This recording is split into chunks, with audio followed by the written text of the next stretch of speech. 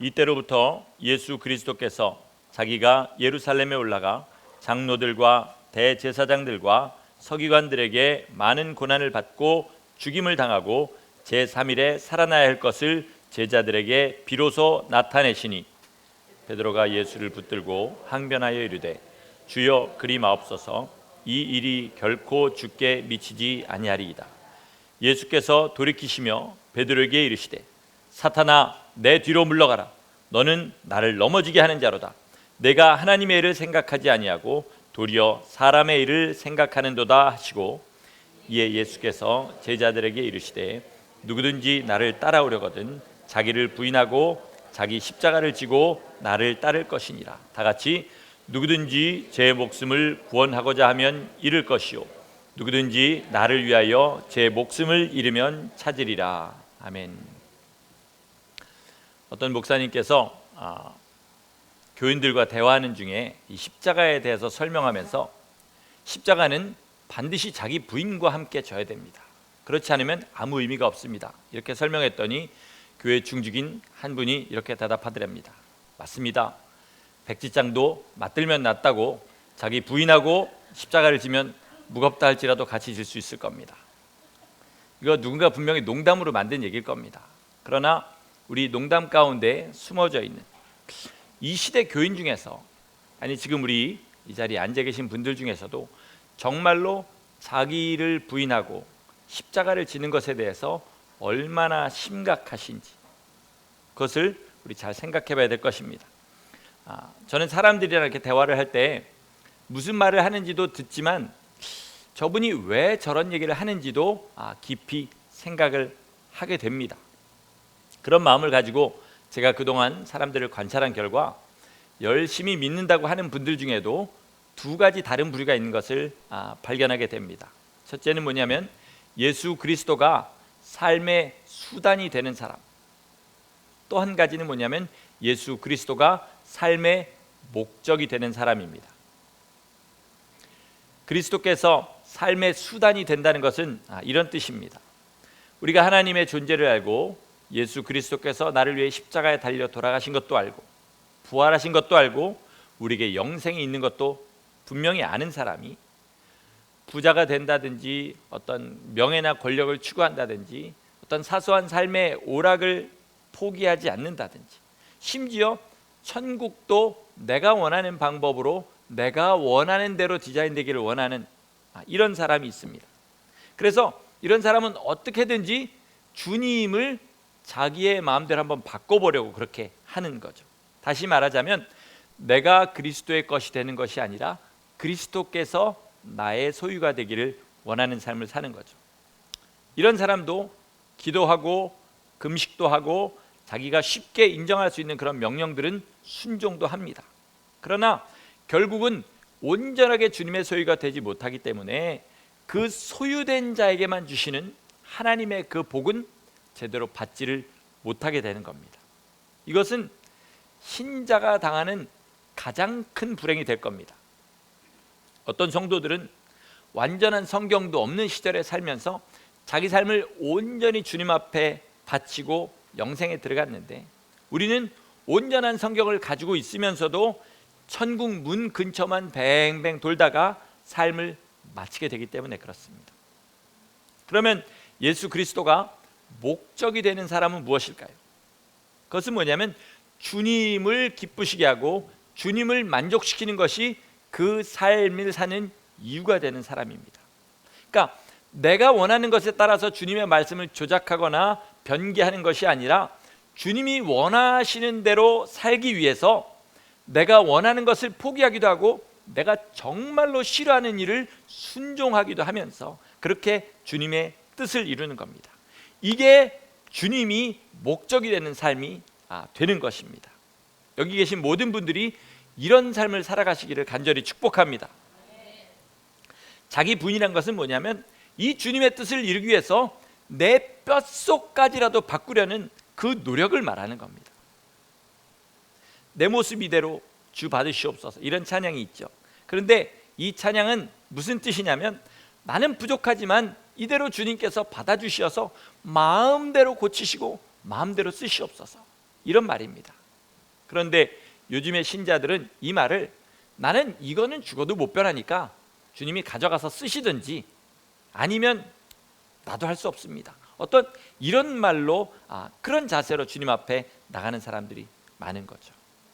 그러나 우리 분명히 아실 것은 내 욕심과 내 삶의 모양이 날마다 조금씩이라도 바뀌어가는 것이 거듭난 증거입니다. 그러니까 어느 순간에 딱 멈췄다 그러면 더 이상 주님이 내 안에서 역사하지 않는다는 증거인 거죠. 자, 오늘 본문에서 이 주님이 자기 부인에 관한 얘기를 하실 때 그 전에 무슨 일이 있었는지 우리 좀 봐야 됩니다. 잘 아시는 대로 베드로가 엄청 칭찬을 받고 그 다음에 엄청 야단을 맞게 됩니다. 칭찬은 어떻게 받았죠? 너희는 나를 누구라 하느냐? 이 질문에 제대로 된 답을 했기 때문입니다. 주는 그리스도시요 살아계신 하나님의 아들이십니다.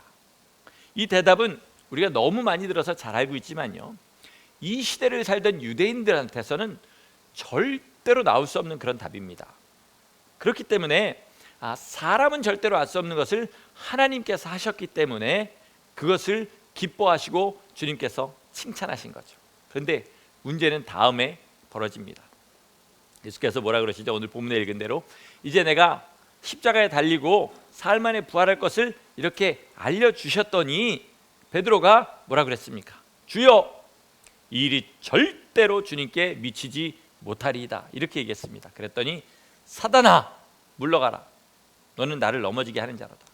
왜 방금 그렇게 칭찬하셔놓고 이렇게까지 심한 말씀을 하는 걸까요?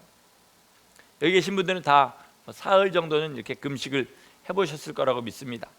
금식을 하면 첫 고비가 언제 오냐면 둘째 날에 옵니다. 둘째 날에 주로 오죠. 물론 첫날에도 배고프지만 둘째 날이 정말 힘들죠. 그래서 심각하게 먹을까 말까 고민을 하게 됩니다. 그때 꼭 이런 사람이 나타납니다. 왜 이렇게 얼굴이 상했어? 여지껏 한 것도 주님이 받으셨으니까 먹어. 그죠? 그러면 어떤 마음이 들죠?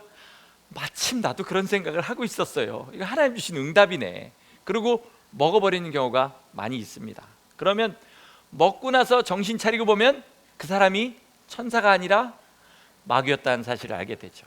그렇죠. 저도 마귀한테 당하기도 하고 마귀 짓도 많이 해봤습니다. 3일 금식하는데 집사람하고 같이 하다가 제가 정 못 찾겠으면 먹어, 그죠? 이렇게 하는 거죠. 안 그러면 반대의 경우가 있기도 하고요. 여러분 아시다시피 주님께서는 이 시점에서 십자가를 지는 것을 그렇게 달가워하지 않으셨습니다. 그죠? 그러니까 베드로가 이 말을 하는 것은 주님을 넘어뜨리라는 말로 들린 겁니다. 주님 앞에는. 그래서 주님께서 이렇게 강하게 얘기하시는 거죠. 우리가 분명히 알아야 될 것은 뭐냐면 주님은요, 우리랑 똑같은 육신을 입고 오셨습니다. 똑같은 인격을 가지고 오셨습니다. 그래서 모든 상황 가운데 유혹을 당하기도 하시고 흔들리기도 하시고 넘어질 것 같은 그런 위태한 마음도 느끼셨던 겁니다. 그걸 모두 이기셨기 때문에, 우리와 똑같은 조건에서 이기셨기 때문에 정말로 주님 뜻대로 살려는 사람을 모든 유혹에서 건지실 수 있고 우리를 도우실 수 있는 겁니다. 이게 여러분 살아가는 능력이 되시기를 축원합니다. 하여간 베드로는 이 말을 했다가 졸지에 반석이 됐다가 사단이 돼버리는 그런 롤러코스터를 타는 경험을 하게 됩니다. 왜냐하면 사단의 감동을 받아서 사단의 말을 했기 때문에. 여러분 우리가 분명히 알아야 될 것이 하나 있습니다. 그건 뭐냐면요, 하나님이 우리를 감동해서 쓰실 때는요, 우리 안에 조그마한 싹이라도 보이기 때문에 그렇게 하시는 겁니다. 또 사단이 우리를 시험할 때는요, 우리 안에 시험할 만한 싹이 보이기 때문에 시험하는 겁니다. 왜 기왕이면요 예수님을 팔게 할 때 베드로나 요한같이 나중에 자기를 더 위협할 싹이 보이는 사람들 유혹하지 않고 가룟 유다를 유혹했냐? 왜냐하면 그 안에 자기 주인을 팔 만한 싹이 보였기 때문에 그렇습니다. 그러니까 우리도 이 안에 이 싹이 있는지 없는지를 보고 사단의 싹을 잘라내는 것이 뭐냐면 바로 자기를 부인하는 겁니다. 자기 안에서 올라오는 모든 것들을 일단 의심하시기 바랍니다. 그리고 부인하시기 바랍니다. 안 그러면 그 사람은 절대로 십자가를 질 수 없고 십자가를 지지 못하면 주님을 따를 수 없습니다. 오늘 뭐라 그랬죠? 누구든지 나를 따르려거든 자기를 부인하고 자기 십자가를 지고 나를 따를 것이나 했으니까 자기를 부인하지 못하면 십자가를 지지 못하고 십자가를 지지 못하면 주님을 따를 수가 없는 겁니다. 나를 따르지 못하면 어떻게 된다는 말씀을 하지 않으셨지만 우린 분명히 알 수 있습니다. 주님을 제대로 따르지 못하면 주님 계신 곳에 온전하게 들어갈 수 없습니다. 그러면 우리 이 시점에서 베드로 안에 보이는 싹들에 대해서 세 가지만 생각해 보도록 하겠습니다. 저는 설교를 옛날에 들으면서 왜 목사님들이 세 가지만 생각해 보도록 하나, 이거에 대해서 요즘 알게 됐는데, 한 가지는 너무 짧고 두 가지를 하면 거기까지는 보통 참으니까 거기에 하나를 더해서 세 가지를 하는 겁니다. 여기까지는 우리가 마음속에 잘 들어옵니다. 그래서 여러분 길게 하지 않을 테니까 이 세 가지를 마음속에 잘 받으시고 그리고 자기를 부인하기를 예수 이름으로 축원합니다. 첫째로요, 베드로는 지금 우쭐해 있는 상태입니다. 우쭐해 있는 상태. 주님께서 마태, 마가, 누가, 요한복음을 통해서 제자들을 이렇게 칭찬하시는 거의 없습니다. 그런데 칭찬도 그냥 칭찬이 아니라 엄청난 칭찬을 받았습니다. 그동안 어떻게 했죠? 제자들끼리 누가 더 크냐를 놓고 날마다 싸웠습니다. 그런데 주님께서 이렇게까지 칭찬하셨으니까 마음이 우쭐해지는 거죠. 잡초 뽑아보셨습니까? 잡초가 제일 잘 뽑히는 때가 언제인지 아십니까? 비 온 다음입니다. 비 온 다음에 비는 식물이 자라는데 꼭 필요한 거지만 비 온 뒤에는 뿌리가 약해서 살짝 잡아서 뽑기만 하면 풀들이 숭숭 그렇게 뽑힙니다. 마찬가지로 우리 믿는 사람도요, 뭔가 새로운 은혜가 부어지고 특별한 일이 생긴 다음을 조심해야 됩니다. 우쭐해지거나 교만해지면 바로 마귀가 역사할 수 있기 때문에 그렇습니다. 과학자들이 사람의 몸을 이렇게 실험해 봤는데요, 외모가 좀 뛰어난다거나 아니면 머리가 좋다거나 좋은 차를 몰거나 몸에 어떤 명품 같은 것을 이렇게 두르면 그렇게 해서 남의 부러움을 사는 일이 생기지 않습니까? 그러면 우월감을 느끼게 하는 그런 화학물질이 몸에서 분비가 된다 그럽니다. 근데 모든 이 쾌감을 느끼게 하는 물질들이 그렇듯이 이것도 중독성이 굉장히 심각하다고 그래요. 그런데 제가 여지껏 교회 생활을 하면서 관찰한 바로는요, 영적인 우월감을 느끼는 것이야말로 이 쾌감 중에 가장 큰 쾌감, 그러니까 중독성이 가장 강한 우월감입니다. 베드로가 지금 이런 상태인 거죠. 그러니까 바로 마귀의 장난감이 되는 겁니다. 여러분, 요즘 스스로 충만하다고 느끼십니까? 그러면 하나님께서 복을 부어주실 때 낮아지셔야 됩니다. 물 마신 바로디가 가장 갈증이 없을 때입니다. 사단의 1번 타겟이 됩니다. 여러분, 여지껏 교회 생활하시면서 은혜 받고 간증하고 바로 시험에 든 사람들 많이 보셨죠? 진짜 많이 보지 않으셨습니까? 간증을 제대로 주님만 전하면 되는데 자기 자랑을 해서 꼭 이런 시험에 드는 거죠. 이때 납작 엎드리지 않으면요, 은혜 받을 것 같은 때, 주님의 은혜가 임할 때 납작 엎드리지 않으면 바로 시험에 들 수 있습니다. 이런 마음이 올라오지 않도록 특별히 은혜가 충만할 때 더 주님 앞에 낮아지는 성도가 되시기를 예수 이름으로 축원합니다. 하나님과 사람 앞에서 항상 겸손한 것이 자기를 부인하는 가장 첫 번째 방법입니다. 두 번째는 베드로 마음에 숨어있는 다른 꿈들이 있었습니다. 주님 그리스도시요 살아계신 하나님의 아들이십니다. 분명히 고백했는데 그 뒤에는 메시아가 오시면, 그 당시 이스라엘 백성이 생각하는 건 메시아가 오시면 우리 이스라엘을 회복하고 주위에 있는 나라들을 모두 정복하고 왕이 되신다, 이렇게 생각하고 있습니다. 그럼 베드로가 마음속에 꾸던 꿈은 무엇일까요? 뭐죠? 나도 한 자리 하는 겁니다. 그런데 예수께서 돌아가시면 어떻게 되죠? 말짱 물거품이 되는 겁니다. 그러니까 돌아가시면 안 되는 거죠. 내 꿈을 이루기 위해서는 주님은 절대로, 원래 어떤 계획을 가져오셨든지 나는 상관하지 않고 절대로 죽으시면 안 되는 겁니다.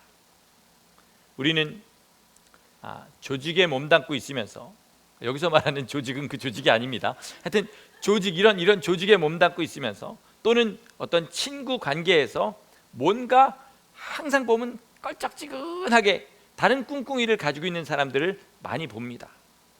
그런데요, 우리도 그런 사람입니다. 주님 앞에 이걸 분명하게 아셔야 됩니다. 앞으로는 주님 말씀을 100% 믿는 것 같지만 삶이 믿음과 다른 이유는 다 하나입니다. 왜냐하면 뒤에 다른 마음이 숨어져 있는 거죠. 주님을 섬기면서 땀만 품지 마셔야 됩니다. 이 땀맘을 없애는 것이 자기를 부인하는 겁니다. 예를 들어 이런 거죠.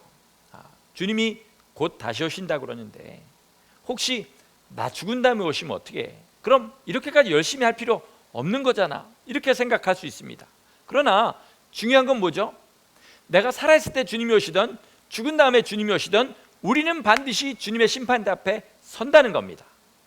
이거를 제대로 믿는 사람이면 주님이 내일 오시는 것처럼 그렇게 날마다 살아야 되는 거죠. 이게 100% 주님의 말씀을 믿는 삶인 겁니다. 또 이런 생각할 수 있습니다. 이렇게 안 살아도 혹시 다 주님 나라 가서 즐겁게 사는 거면 어떻게 해? 나 그럼 손해보는 거잖아. 나는 이렇게 섬기는데 다른 사람은 별로 안 섬기면 이거 나만 손해보는 거잖아 라는 생각을 할 수도 있습니다. 그러나 제가 아는 인간의 본성은요, 자기가 정말로 원하는 것이 있으면 가장 안전해 보이는 길을 고생스러워도 택하는 것이 인간의 본성입니다. 무슨 말이냐면 그렇게 의심할 수 있습니다. 이렇게까지 희생 안 해도 혹시 주님 나라 다 가서 즐겁게 사는 것 아닌가? 성경을 잘 읽어보면 그렇게 생각할 수 있도록 만든 구절도 있습니다. 그러나 정말로 주님을 사랑해서 주님 곁에서 영원히 사는 게 소망이라면 가장 하드코어로 주님께서 알려주신 것들, 이것도 내가 부인할 수 없고 다른 것도 부인할 수 없을 때 가장 안전한 길을 찾는 것이 우리 인간의 본성이라는 거죠. 그러니까 좌우를 돌아보지 마시고 땀만 품지 마시고, 좀 죄송한 표현입니다만 머리를 쓰지 마시고 내 가슴에서 주님께서 말씀하신 대로 주님의 뒤를 따라가시기를 축원합니다. 이것이 없으면 결국 다 제자리로 돌아옵니다. 머리를 쓰고 나서 보면 뱅뱅 돌아서 다시 제자리로 돌아오는 거죠. 눈에 들어오고 마음에 들어오는 것이 있을 때 자꾸 걸러내시고 주님의 말씀만을 믿고 따라가시기를 바랍니다. 이렇게 숨어있는 다른 마음들을 날마다 걸러내는 것이 자기를 부인하는 두 번째 방법입니다. 셋째로요, 베드로는 제자의 본분을 잊어버렸습니다. 피조물의 본분을 잊어버렸습니다. 그 본분이 뭐냐면, 제자는 뭐죠? 선생님은 말씀하시고 제자는 듣고, 피조물의 본분은 뭐죠?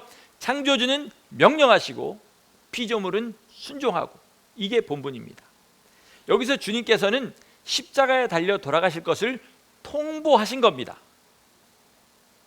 야, 나 잘 생각해 보니까 예루살렘에 들어가서 십자가에 달려서 죽는 게 제일 빠른 길인 것 같아.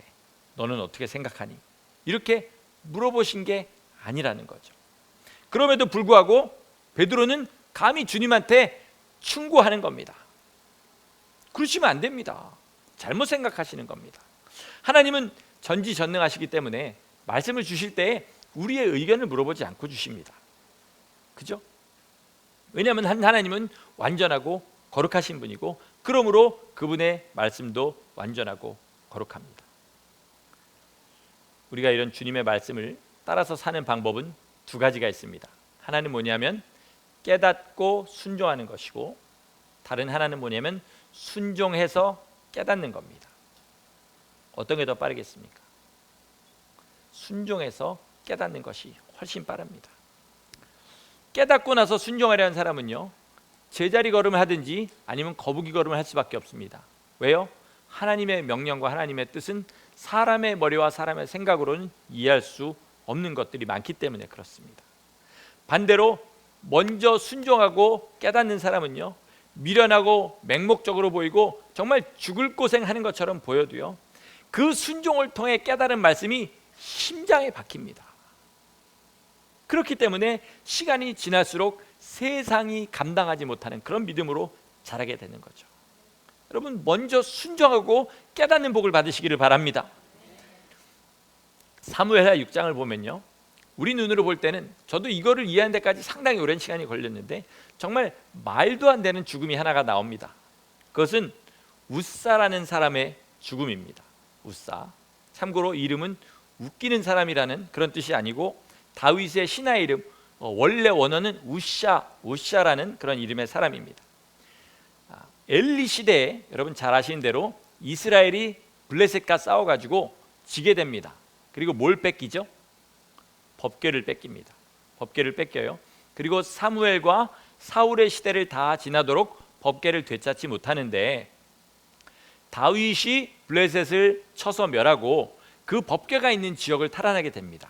그래서 다윗은 자기가 있는 다윗성으로 그 법궤를 가져오려고 자기 신하들을 보내게 되죠.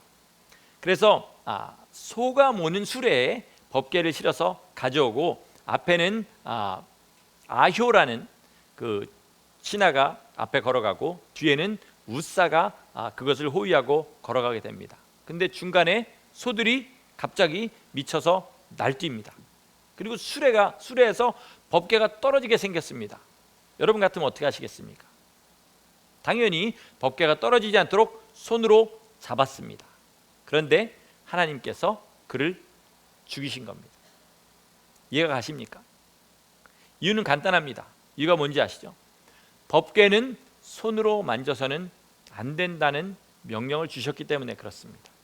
법궤는 어떻게 운반하냐면 레위인들이 어깨에 지고 운반하도록 그렇게 돼 있었는데 수레에다 실어 날랐으니까 소들이 날뛴 것이고 우사는 손으로 법궤를 잡은 것입니다. 우리가 우사의 입장이라면 따질 이유는 얼마든지 있죠. 다 메이크센스합니다. 나는 그런 법이 있는지 배우지도 못했습니다. 내 보스인 다윗이 나를 보낼 때 그런 거는 가르쳐 주지도 않았습니다. 나는 충성스러운 신하고요, 하나님. 그리고 다윗의 모든 신하가 그렇듯이 저도 하나님을 열심히 경외하는 사람입니다. 그런데 하나님, 겨우 법궤를 손으로 잡았다고, 그것도 떨어져서 깨질 것 같아 보였기 때문에 제가 그것을 잡았다고 저를 죽이십니까? 이렇게 얘기할 수 있는 거죠. 여러분도 그렇지 않으시겠습니까? 이걸 이해할 수 있으십니까? 그런데 이거를 그렇구나라고 고개를 끄덕이고 이해할 수 있을 때, 그때서 비로소 우리를 부인하는 일이 시작될 수 있다는 겁니다. 뭐죠? 하나님 앞에요, 우리 목숨은요, 죄송합니다, 영혼을 붙잡는 기회 이상도 이하도 아닙니다. 어떤 사람은 그래서 1000년 가까운 삶을 살고도 이 영혼을 붙잡지 못하고 그렇게 죽은 사람이 있는가 하면요, 30년도 못 산 사람이 정말로 하늘에 영원한 흔적을 남기고 죽은 사람이 있습니다. 하나님은 그것을 보시는 거죠.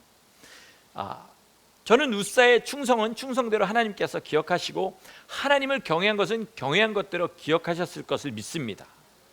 그러나 여전히 법궤를 손으로 잡으면 죽는다는 명령은 그대로 있는 것입니다. 주님의 절대적인 명령을 거역한 것은 죽을 수밖에 없는 죄라는 것이죠.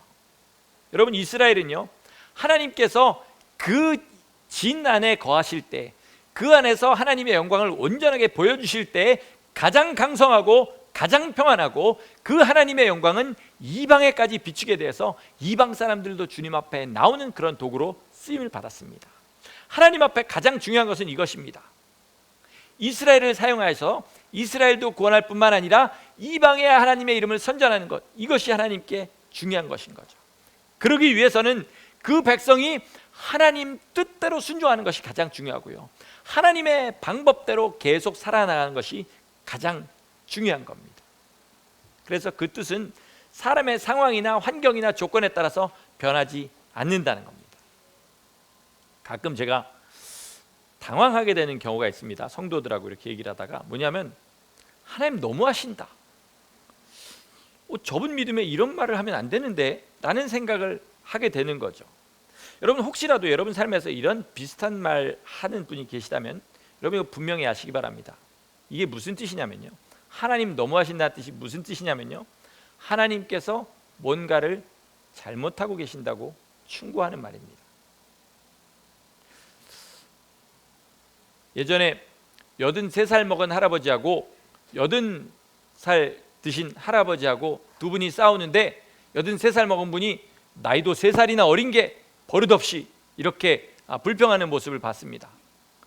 우리는 100살도 못 사는 존재인데 감히 영원하신 하나님 앞에 충고하고 불평하는 겁니다. 이거 뭔가 잘못된 거 아닙니까? 하나님 잘못 생각하시는 거 아닙니까? 이 말 하는 겁니다. 천지를 지으신 창조주께 우주의 먼지보다 작은 그런 존재인 우리가 하나님을 감히 가르치는 겁니다. 오늘 베드로가 주님을 붙잡고 드린 말씀이 바로 그건 거죠. 주님, 뭔가 잘못 알고 계신 겁니다. 메시아는요 절대로 그렇게 죽는 게 아니에요. 와서 다 정복한 다음에 왕이 되는 게 메시아예요. 뭐 잘못 알고 계시네, 이렇게 얘기하는 거죠. 그리고 한번 생각해 보세요. 벌써 제가 주님 따라다닌 게 3년이에요. 지금 돌아가시면 저는 뭐가 돼요? 이렇게 주님 앞에 얘기하는 거죠. 여러분, 우리 안에 있는 복음, 우리 안에 우리가 가지고 있다는 하나님의 말씀들이 얼마나 찢어지고 부서져 있는지 아십니까? 왜냐하면 가장 내가 고통 없이 받아들일 수 있도록 내 맘대로 바꾸고 빼고 더하고 이렇게 가지고 원래 모습은 완전히 잃어버린 대로 그렇게 만들어버렸기 때문에 그렇습니다. 주님의 말씀은요, 우리의 마음의 상태에 따라서 우리가 더하거나 빼거나 선택할 수 있는 여지가 있는 것이 절대로 아닙니다. 그런 의미에서 이 시대의 말로 옛적 선한 길에 지옥의 불을 선포하는 그 설교들이 가장 필요한 시대인 겁니다. 하나님을 두려워해야 되는 거죠. 나는 이렇게 살아도 천국에 간다고 믿습니다. 내 믿음을 바꿀 생각하지도 마세요. 어려운 길만 가야 되는 거 절대로 아닙니다. 쉬운 길을 가도 분명히 뭐로 가도 서울만 가면 됩니다. 더 성경을 연구해 보면 이거 말고도 다른 길이 있을 겁니다. 우리 다른 사람이 얘기하는 것도 한번 좀 생각해 봐야 되지 않겠습니까? 이게 뭐냐면 펄펄 살아 날뛰는 자기인 겁니다. 그러면서 이 시대 교회들은요 점점 자기 맘대로 아무거나 품습니다. 품는다는 말 자체는 좋은 거죠. 죄인을 품는 것은 좋은 일이지만 죄를 품는 것은 하나님을 욕되게 하는 일입니다. 죄인을 구원하는 것은 분명히 하나님께서 원하신 일이지만 그러기 위해서 죄를 인정해버리면 둘 다 멸망에 이른다는 겁니다. 자기를 부인하려면 하나님의 말씀은 절대적이라는 사실을 가장 먼저 인정하셔야 됩니다. 웃사가 아무리 충성스러운 사람이었더라도, 그가 율법을 배울 기회가 없었더라도 법궤를 손으로 만지면 죽이시는 것이 하나님의 공이라는 사실을 분명하게 인정하셔야 된다는 겁니다. 이게 신앙입니다. 말씀대로 나 살지 못하는 이 죄를 타락해버린 세상의 여론을 갖다 끼워가지고 대충 맞추는 거, 이거는 망발입니다. 이 망발을 가장 먼저 멈춰야 되는 것이죠. 여러분, 만약에 저도 뭐 그런 것이 많이 있습니다만 죄가 내 삶에서 떠나지 않는 죄가 계속 있으면요, 그게 죽을 때까지 있다 할지라도 주의 말씀에 날마다 검으로 내 심장을 찌르는 것 같은 아픔을 느끼는 것이 평안한 것보다 훨씬 낫습니다. 죄를 지면서 평안한 사람은 문둥병에 걸려서 이제 조금 있으면 온몸이 썩어서 죽을 것 같이 그렇게 영원히 죽을 사람인 겁니다. 이 시대에는요, 어떤 교회에서는 예수님이 4대 성인 중에 하나라 그럽니다. 우리는 예수님은 3위 중에 한 분이신 하나님이시다 이렇게 믿습니다. 이 두 가지가 다 맞을 수 있는 방법이 있습니까? 절대로 없습니다.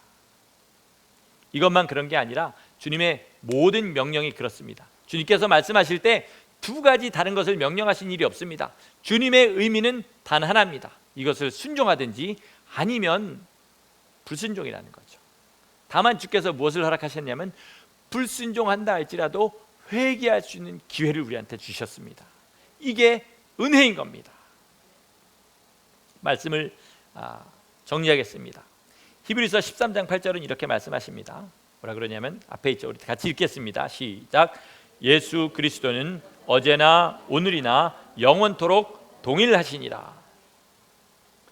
법궤를 사람의 손으로 만지지 않는 것, 즉 영원토록 동일하신 주님의 말씀을 사람의 뜻대로 건드리지 않고 있는 그대로 순종하는 것, 이게 바로 자기 부인의 완성입니다. 여러분, 정말 주님을 따르기를 소원하십니까? 여러분, 이건 아멘 하셔야 됩니다. 정말 주님을 따르기를 소원하십니까? 좁은 문으로 들어간 사람에게만 십자가가 주어지고 십자가를 진 사람만 주님의 뒤를 따를 수 있습니다. 좁은 문으로 들어가려면 오늘 세 가지 말씀드렸습니다. 하나님과 사람 앞에 날마다 겸손하고, 그리고 숨어 있는 다른 마음을 제하여 버리고 말씀을 무식하리만큼 있는 그대로 순종하는 자기 부인이 반드시 있어야 됩니다. 그렇게 살다 보면 어느새 내 등에 진 십자가의 무게가 느껴지기 시작하고 주님의 피 흘린 발자국이 우리 눈앞에 보이기 시작할 겁니다. 그게 보여야 주님 뒤를 따라갈 수 있습니다. 자기를 부인하고 십자가를 지고 주님을 따르는 성도가 모여서 함께 지어져가는 교회가 되기를 예수 이름으로 간절히 축원합니다. 아멘. 기도하시겠습니다.